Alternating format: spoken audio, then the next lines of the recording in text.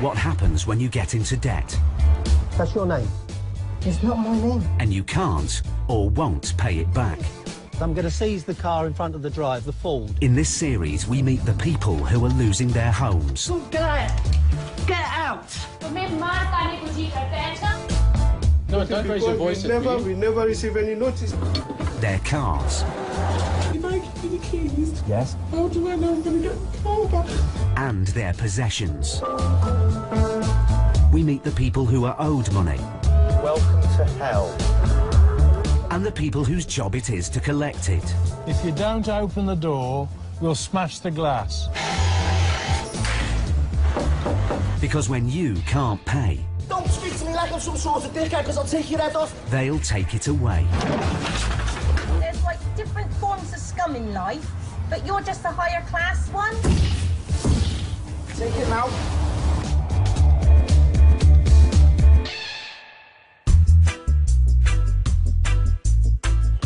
The number of tenants falling behind on their rent has more than doubled, according to a leading debt charity.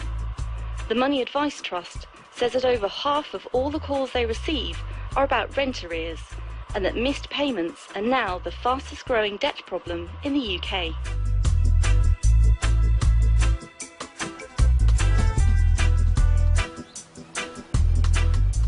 Paul Bowhill and Steve Pinner are enforcement officers. Their patch covers the busy southeast region of England. They're part of an elite group whose sole aim is to hunt down debts from those who can't pay. We've got 2 weeks to move it. There is no notice given. And those who won't pay. And the law never said this one. Even if it's this a law, this is cruel law. The law is the law and we're here to enforce it. With the authority of the High Court, they have more power than bailiffs and repo men. Not only can they take your possessions, they can also evict you from your house if you don't pay on time. Contact me if there's a problem. Won't be a problem. The first indication to them that there's a problem is when we knock on the door. Until then, the situation has been letters which they can ignore and lie unopened on the post shelf, if you like, or they don't take the phone calls. So they think it's all gone away until we turn up. It's late afternoon in the week before Christmas. Paul and Steve are on their way to repossess a house in London's East End. They're evicting a family from their rented home after they ignored the end of their lease. That was 6 months ago. What's more, they still owe over £3,000 in rent. Oh, it looks grey, it looks like rain. But with Paul and Steve's arrival, their time is definitely up. I don't know, it looks quite nice over here, look. Nice little dolls' houses. Oh, it's this one in the corner. I remember looking on Google Earth, and there's someone in. The sheriff's aim is to get them out in 2 hours, but sometimes it's not that straightforward. Someone in the kitchen. Come in. Hi, is this your name? No, Well, the situation is that we have come to repossess the property. I can't. So you have to go. We can't. They just went to the house. The man is a relative of the female tenant on the writ. She's not at home. We have a repossession to take the property back today. I don't know why you're saying coming with a letter saying that we need to move. Yes. No one being to court telling us everything. For our visit today, Yeah? you would not be told. For your visit? Yeah, you would not No, be told but about we us. didn't even have a letter saying that we need to leave. We were talking like, didn't give a date when we gotta leave, so doesn't make sense to me, you know? The eviction is not easy. It says here nobody turned up at the county court. The county didn't know what to turn up. Yeah. We really didn't even have a letter. That's what I'm saying. But there's two or three sets of paperwork served. The county court post out a letter and the landlord serves a notice, and you're saying you've never heard anything at all about it. So all these landlords are obviously lying and the county court's not sending the notices out, or, and I heaven forbid this thought, that the tenant could be lying and they have had the notices and they've chosen to ignore it. I know that sounds really unlikely, but I am led to believe that possibility could be the case.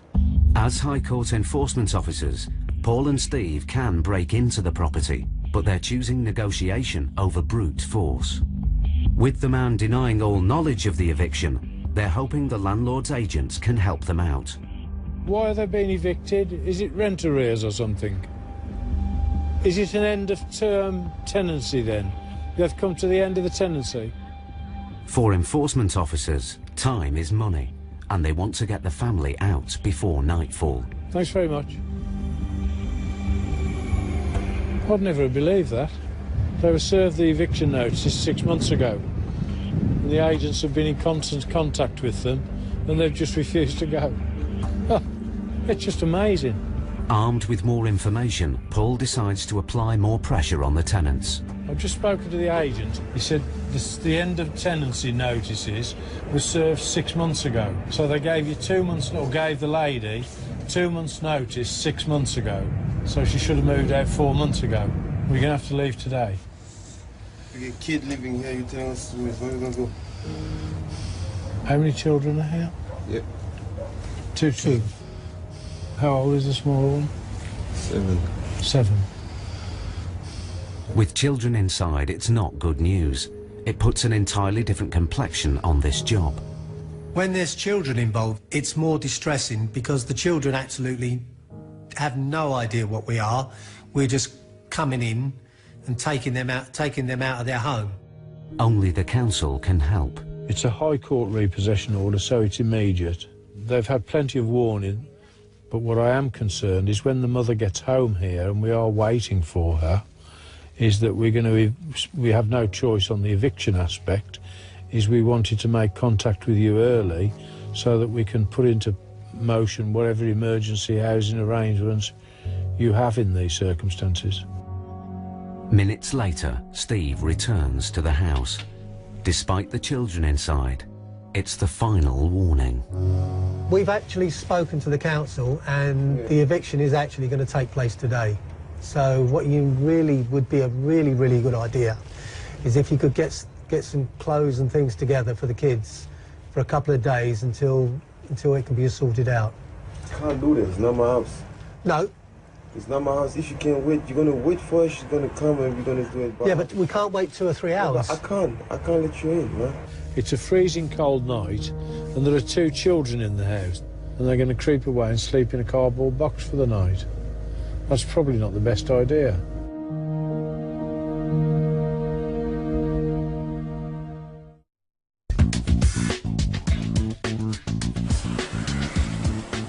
It's early evening in the week before Christmas. High Court enforcement officers Paul Bowhill and Steve Pinner are dealing with a problematic house repossession in London's East End. You would not be told about us. You didn't even have a letter saying we need to leave. The family who live here should have left 6 months ago when their tenancy expired. How old is the small one? 7. There's children inside, and their mother, who's the main tenant, still hasn't turned up, but the eviction is going to happen. She contacted you yet? Yeah, she contacted me. She said she's on her way. But she's going to be about 2 or 3 hours. No good. So we can just wait. Listen, it's really quite simple. Yeah. And if I can give you the bad news, is that within half an hour we will call the police. If we have to, we'll break into the property and it'll upset the children and all the things that go with it. But the eviction will take place. With every passing minute, it's more difficult to evict the family tonight as planned. They'll have nowhere to go. The sheriffs need to act fast. Paul and Steve start their paperwork, but the family are still inside and have bolted the front door. Can you open up? Could you open the door for us, please? Pardon? Yeah, great. That's great. What's he say? He's called the police. That's good. We don't have a problem with that. Paul calls the relatives' bluff and phones the police himself. The occupants are aware of why we're here. We've been in touch with the council and sent them an email of the High Court warrant that we hold. The people who are in the house are not giving us access. He said he's called the police, which is why I'm making this call. We're going to do the eviction now. We've told the council, they're aware of all of that, and they're going to sort out emergency accommodation for them. So we've done as much as we want to do, and we just want to be packed up and gone. OK, you're a star. Thank you very much. Okay, Bye. thank you very much. OK, they're too busy to come. If you don't open the door, we'll smash the glass. You haven't called the police, we have. So, we're going to break the glass. Just open the door. I've called the police and they said they've got no record of your call. I'm going to give you 2 minutes and break the glass. It is the last straw, yeah, so we'll break in now. And I don't like to do that with kids in the house, but there's no option. Talking the family out has failed. Brute force is now the only choice.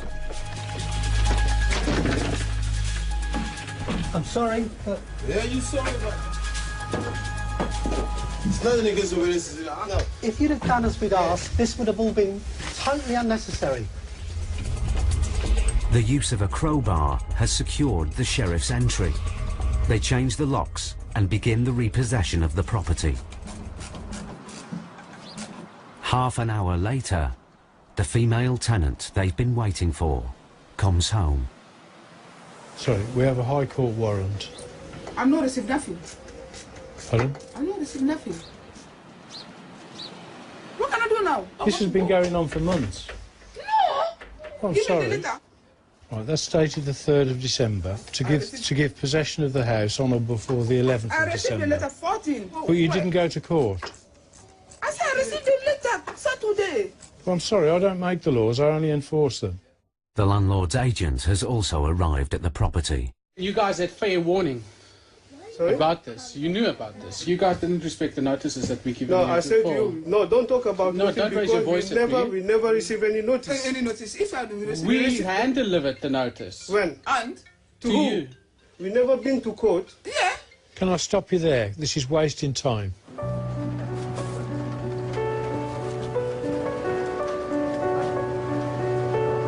With the mounting pressure to leave, the tenants give in.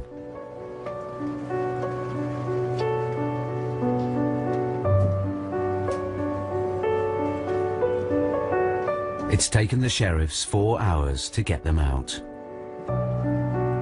As there are children, the family will receive emergency council accommodation. It's now well into the night, but the eviction is finally over. They had nice furniture. There was a massive 60-inch TV in the lounge, another 60-inch TV in the conservatory. Then just the one bedroom on the ground floor had another massive TV as well mounted to the wall. And it didn't seem that these people were struggling financially at all. It seemed that they really lived a good life in there, considering that they couldn't afford to pay their rent. Getting the rent arrears was not on the sheriff's High Court writ, and even though they owe money, the family will still be allowed to collect their remaining possessions within 7 days. Okay, done and dusted, at last. But this job has affected Paul more than most. We've put an immigrant family out on the streets 2 or 3 days before Christmas. They hadn't even got their Christmas tree up, so there'd be no presents, nowhere to go, pissing down with rain. They're really unhappy. How can that be a good result?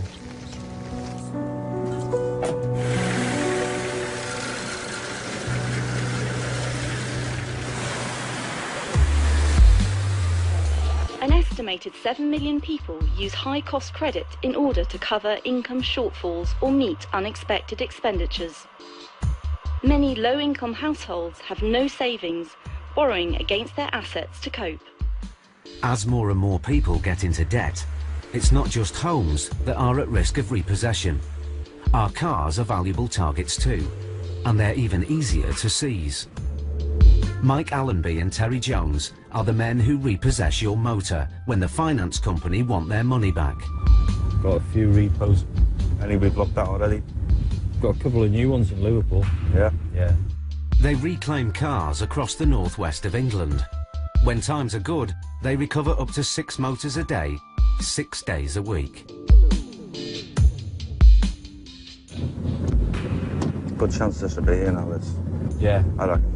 This morning, they're en route to repossess a people carrier that's been used as security on a loan.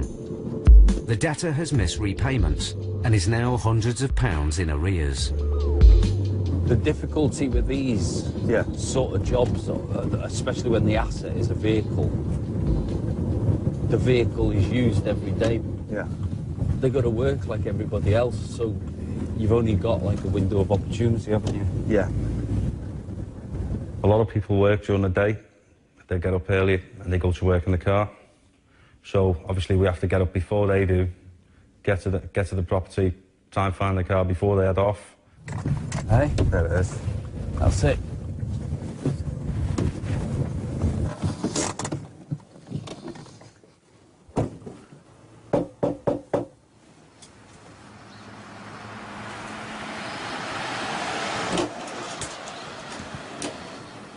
Hey, love, I've got a repossession order for the vehicle. I'm joking, I've just come out of hospital yesterday. Have you? Yeah, he's going to chance I can phone him later. Well, not while we're here, there isn't, love. I've got 3 options. Yeah. You can either make a payment, which, if you knocked on my door this time in the morning, I couldn't do. Yeah. 2, I can take the car and put it in our pound and give you a couple of days to sort it out. Or, if you refuse to, I've just got to take the car down. Oh, I need my car to take the kids to school. I've been in hospital for the past month and came out yesterday. The only money I've got on me is £20 cash. No. So what am I going to do? It's 7 o'clock in the morning. If there was any other way I could help you, I would, though. Right, if I give you the keys... Yes? Say something. How do I know I'm going to get the car back? I understand, love. I understand. If you give us the keys, I'll find out what the outstanding is and I'll put my contact details on it so you have a point of contact and a face you know. Can you come in a minute? No, I can... I tell you what, if my colleague can come in with me, I will come in. It's not common practice to do that, but she was in a distressed state. We needed to make sure that she was okay. Are you okay? Yeah, I'm fine. It's all right. We've got kids ourselves, though. Calm down, love. It's okay. It says repo, but it means if you said to me now, Mike, here's £500, go away, I'd be gone. There is... I promise I'll bring your car back, though. Okay? This particular time there was small children, 2 babies, in the other room. She said, do you mind if I go and feed the babies? She got the bottles and she went and fed the babies. It's not a problem at all. You know, not there to be horrible.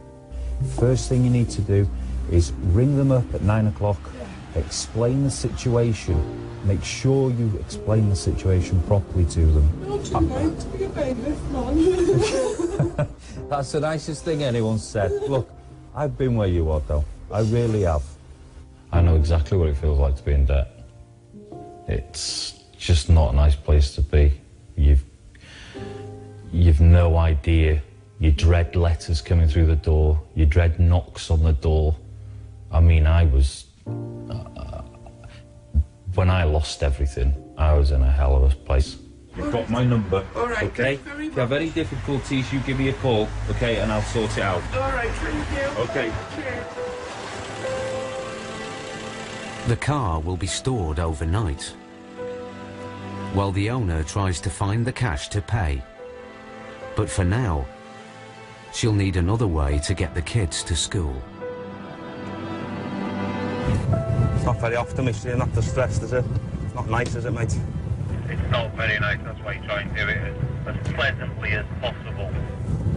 You just feel like giving him a big hug, don't you? And saying, don't worry, love, it's going to be all right. Sometimes I could do with the hug as well. Not off you, though. Hey, you couldn't afford my hugs, mate. If I won the lottery, I'd still do this job. I really would.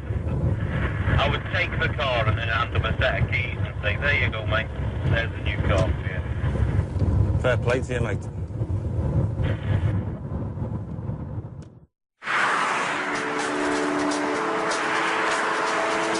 It's the following day. The owner of the car hasn't called. I was hoping to take the vehicle back, but the instruction from the finance company is that it's got to go to auction. Of course, I'd have preferred to take the car back to her, But at the end of the day, our job is to find the assets that people are putting up for loans and resolving the situation. In a few days it will go under the auction hammer. Unless the owner acts fast, it'll be the last she sees of it.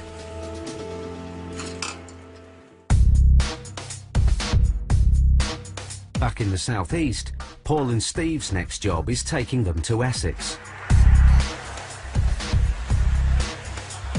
They have a warrant to reclaim rent arrears from a father and son who are the tenants of a country house.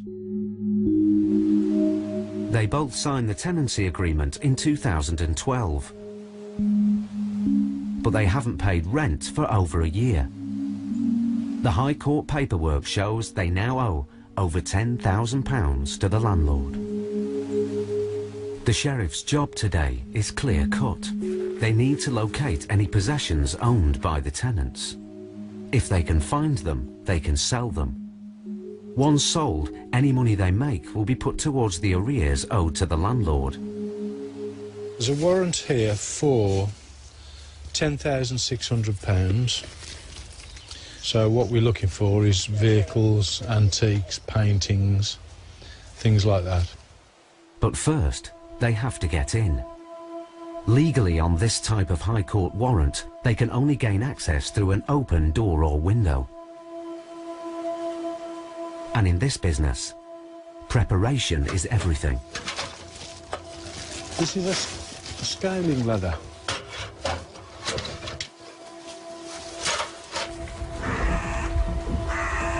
There you go, open window. Their luck's in, but their payday depends on finding the tenant's valuable possessions. Hello.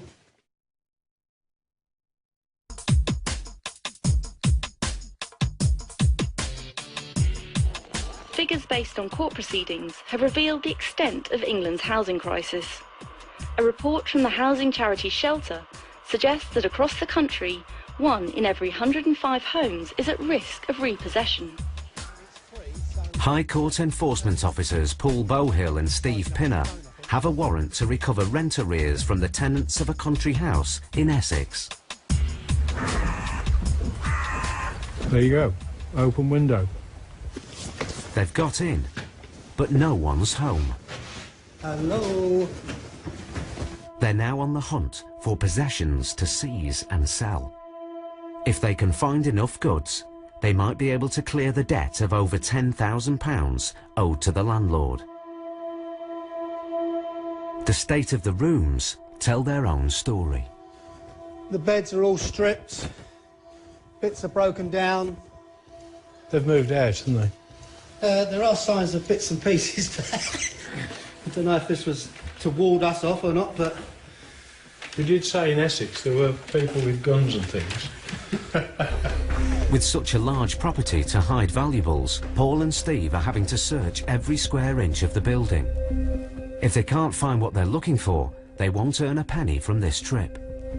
The way that we make money from this job is purely we paid a commission on the sums of money that we recover. I had a very similar one to this in my workshop toilet about 30 years ago, and that wasn't worth anything either. Nice enough piano. I think it's the landlord's, but I know how it's supposed to look, but I can't never get a sound out that makes any significance. Their search is proving fruitless. There's nothing of major value in the main property, but within the extensive grounds is an outhouse. Just found myself a boys' playground. The gentleman's toys. A little 4-wheel quad and a 4x4 off-the-road buggy will all add up to make some substantial money towards what is outstanding. The boys' toys are loaded into the van, but their value won't scratch the surface of the arrears. Hang on a sec. Minor adjustments. Big adjustments. There's nothing here of anything like the value to produce a response for the landlord's debt. Don't want a trampoline, do you? No. This has not been a good day. With the clear-out done, it's the first chance for Carl, the landlord, to see the state of his property. He bought the house 10 years ago as an investment and relies on the rental income. It takes between 5.5 and 6 months to get a tenant out while you are suffering financial loss and not getting paid rent, which you need, and therefore you have to borrow money yourself to tide you over this period. When these people were living here, they had absolutely no respect for this house or for any of the items in it. Ah, so they've painted the room black. I am a struggling landlord who needs the rental income. I'm head down and ploughing on, you know. That's all I can do. Back on the road, the sheriffs plan to track down the missing tenants. It's their only chance of getting the rest of Carl's money back and getting paid themselves.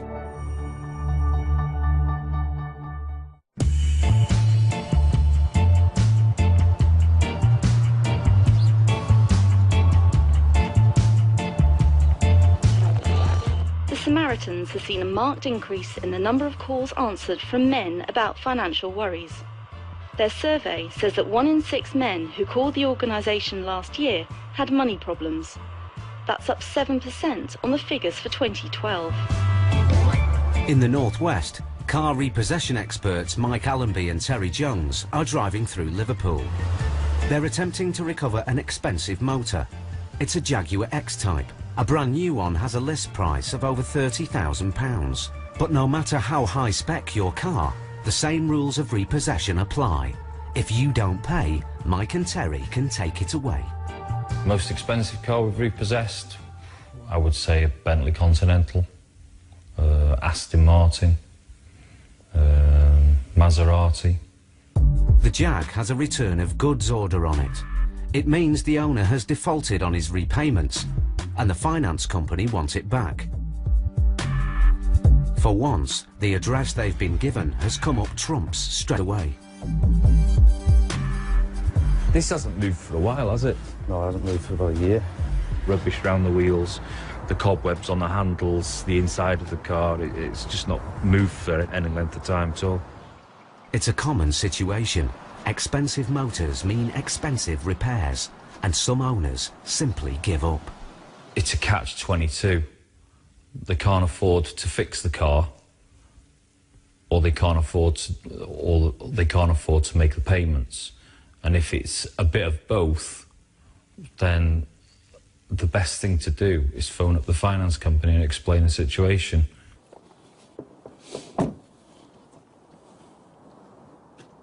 Even with no response, the team can legally take the car as long as the finance company gives permission. But there's a problem. Oh, hi, Trace. We've got the Jaguar, but some of these X-Types are all-wheel drive, and we can't tow it if it's all-wheel drive. Not even on a suspended lift, so we'll have to get recovery out. Because if we try and tow it, it'll damage the gearbox. Mike knocks again. He's convinced someone's home. There's somebody in. Because there's a little dog barking now. I just find it strange that the dog shuts up every now and then. People go to all sorts of lengths to avoid the debts. I mean, I've had people that pretend they're not in, and you can sit outside the house, and I've sat there for hours on end, and then the next thing, all of a sudden, somebody will come to the door, and then 5 people will walk out of the house. I've had people hide their cars in neighbours' garages. It's unbelievable the lengths people will go to avoid confronting their debts. The plan to repossess the car rests on the arrival of a low loader. The team believe it will force the person hiding in the property to come out, so the job can be wrapped up. If they come to the door, they give us the keys, we just go here and gone. Because the last thing you want to do is cause anybody an embarrassment or anything like that. An hour and a half later, the low loader turns up. Sure enough, someone appears at the front door. Paperwork. Sign for it. Is that okay? Yeah, of course it's okay. It's your stuff, mate. Yeah, not an issue at all. Take out whatever you need. I've got the son of this client to answer the door now. He's quite happy for us to take the vehicle. He's aware of the situation, so he's just asked if he can empty the car. All right, mate. Cheers. Thanks for your help. It's all right. This has been moved for a while. One down, 59 to go. The Jag was later taken to auction to be sold. Back in London, Paul Bohill and Steve Pinner are hunting for some of the dozens of debtors facing High Court writs and warrants. Where is he? I don't know, I think he's on holiday somewhere. I just live upstairs, I just did a cleaning. You sure you're not Mr. Hibbert? But there's one case they can't let go. They're still after the tenants from the Essex mansion. The debt has now risen to over £12,000 with added High Court fees. Well, it's as bad as it gets, really. The father is in prison, convicted of fraud and obtaining property by deception. He's been jailed for 3 years. But his son is also named on the warrant. He's now the sheriff's only hope of recovering the money and getting paid. Tracking him down is proving difficult. Hello?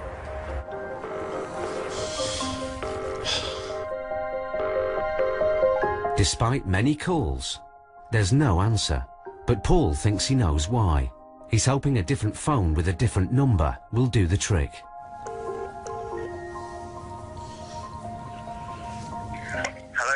Hello, Jack. It's Paul Bohill. Hello, fella. Is there any possibility of you coming up to the house now? I can't do today. Give me a call later this week, but yeah, certainly I'll come up on Monday. OK, that's lovely. Thanks very much. Take care. Bye. Sounds quite chipper, doesn't he? Doesn't know what's waiting for him, though, because I intend to serve him with a statutory demand, which is a forerunner to bankruptcy in this case, to say, well, if you don't pay the £12,000 you owe the landlord in this case, we intend to bankrupt you. It's been a month since their initial visit to Essex, and the sheriffs are heading back for their first encounter with the son. But it's not just Paul and Steve who are after him.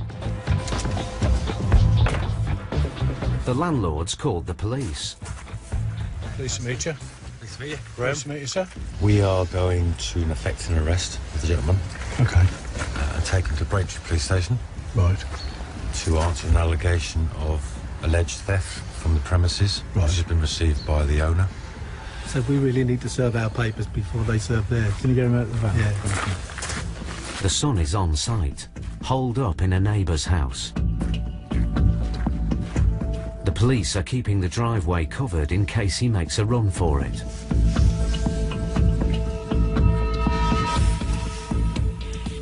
It's taken weeks, but finally Paul and the son come face to face. It's me, Jack. Hello, sir. How are you? Paul. It's all right, I'm sorry about this. No, do you want to come in? Yeah. Inside, he explains why they've been so keen to catch up with him.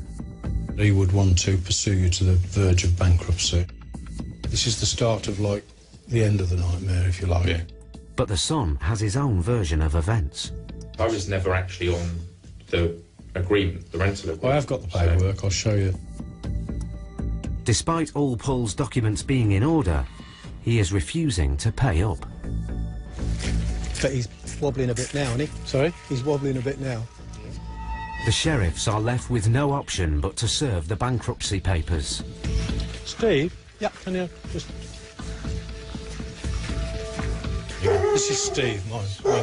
Hey. The police are here and they might well, like, arrest you and take you away. Can you very kindly ask that I see them around the back? Yes. Yeah? I'll ask them to come if in. they You're not going to run away, are you? I'm still a bit pissed from last night, so I It don't would think I be- can run anywhere without falling over, if I'm honest. The police finally move in to arrest the son for the alleged theft.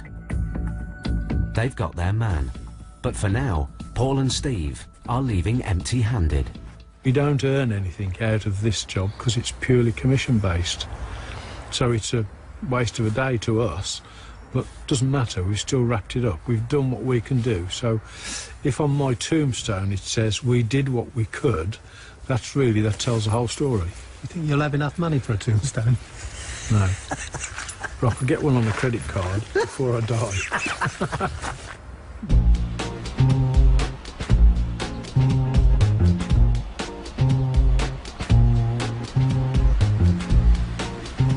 It's another day, and Paul and Steve are swapping the city streets of London for Somerset. It's a long way from their usual patch, but 3 jobs have come up in the same town. Heading off to the west in the sunshine. Well, maybe not the sunshine, but still heading west. Getting results for all 3 could make it a big payday. Happy days. But they've no idea if the gamble will be worth it.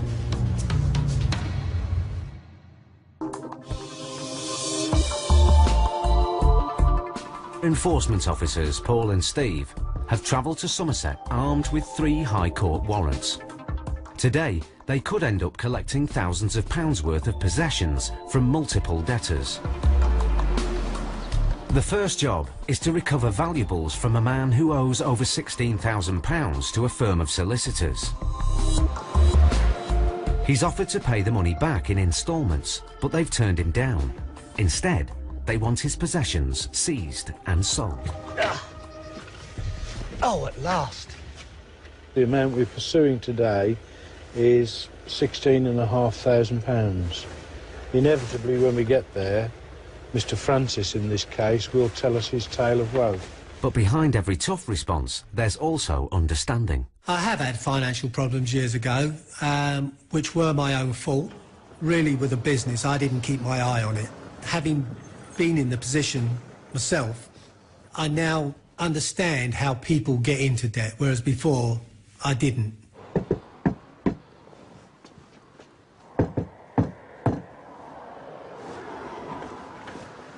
On an occasion like this, we won't actually leave a letter because it might spook them. We'll just come back later. A car is parked on the driveway. If it's the debtors, Paul and Steve can seize and sell it. I've photographed the car. You have? Yeah. I mean, that car's probably worth less than £1,000, so yeah. It's not going to knock the spots off this.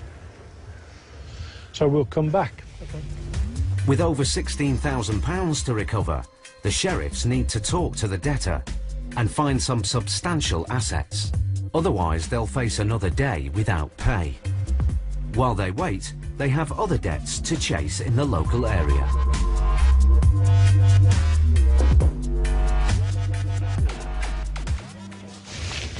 We're trying to track down Paul Moat is the guy. That was his personal mobile number. Steve is now looking for him on Facebook. If they get what they're after, they could recover over £30,000 of debts. We're from the High Court in London. We're trying to enforce a warrant against Mr. O'Reilly. But so far, the Somerset trip is looking like a non-starter. Oh, a long day again, isn't it, really? Yeah. 7-hour journey from London to Bridgewater. Gotta walk quicker. Yeah. Before they head home, there's one last chance to get paid.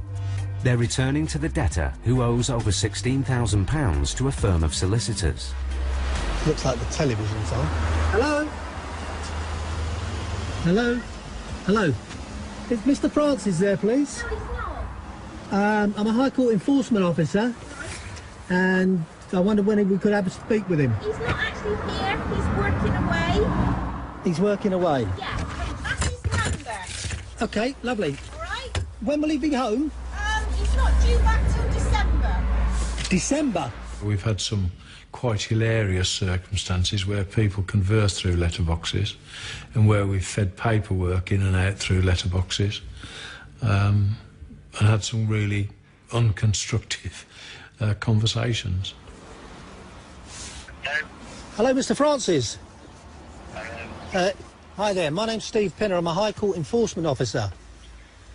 I've just spoken to your wife at home, and the bottom line is I have a writ for monies outstanding against you. Yeah. Can you pay it? No, not at all. I made them an offer and they rejected it. So then I went down to declare myself bankrupt, which I didn't bother doing because I was hoping they were going to see common sense. And we had a solicitor in Manchester deal with it, which in the morning I will be getting onto them, which you'll probably then get a phone call telling you a date of when I'm going to court to declare myself bankrupt. There are two views on people who go bankrupt. Those who are forced into it and those who do it for the sheer hell of it. Those that scam, rip off people. So I don't have a very high opinion of those. But obviously the ones that are actually unfortunate enough to have been made bankrupt through what could be a mistake on their behalf on the way they lived or worked, you know, you've got to feel sorry for them. So you haven't declared yourself bankrupt as yet? No. OK. If the man declares himself bankrupt, there'll be no payout for the sheriffs. They need to seize any assets they can right now. But his wife won't let them in, and they can't break in. Their last hope is the car. I'm going to seize the car in front of the drive as part payment towards this debt. I didn't buy it. It was bought by my wife. OK. Can I just ask you to contact your wife and ask her if she wouldn't mind just showing me the proofs? I'm quite happy to accept that if that is the case. Yeah. OK, could you call your wife? Thank you. You've got two choices on that. You know, Okay. we'll either get a recovery truck out, smash the window, get it on the truck, you know, the usual story, really.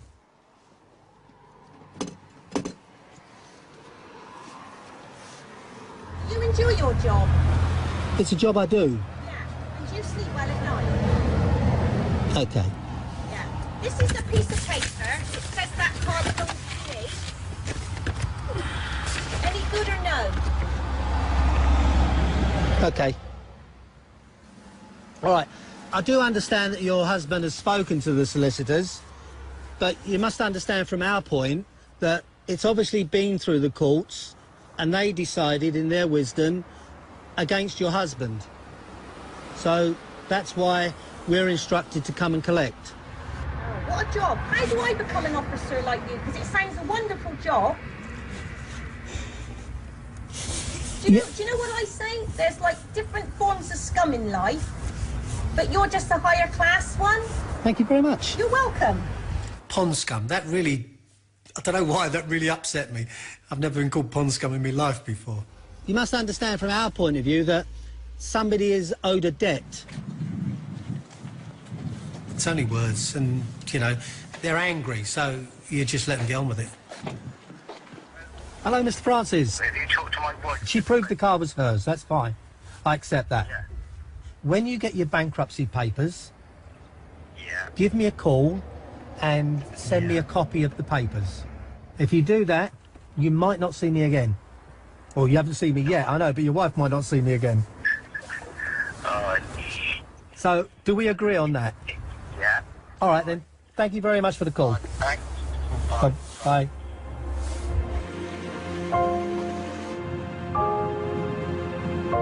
When you don't get paid for a job, it's disheartening because you may have travelled 100 miles to go somewhere, knock on somebody's door, and there's nothing there. So if you don't get paid, the job, you don't get anything. It's either a get paid or don't get paid.